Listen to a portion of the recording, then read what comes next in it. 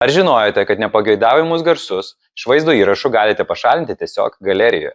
Garso trintukas yra Galaxy redagavimo įrankis, kuris vaizdo įrašus atpažįsta tam tikrus garsus, tokius kaip balsas, vėjas, minia, triukšmas ir kitus. Darykime norimo vaizdo įrašą savo telefone. Spauskime Galaxy AI mygtuką ir bus išanalizuojamas garsas jame. Klausykime originalą.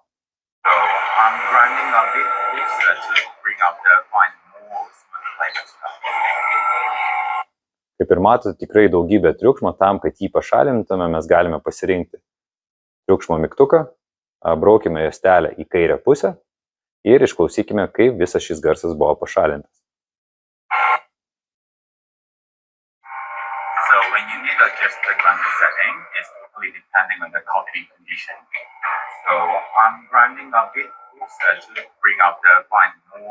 Kaip ir galite pasibėti, praktiškai visiškai jokio triukšmo nebeliko.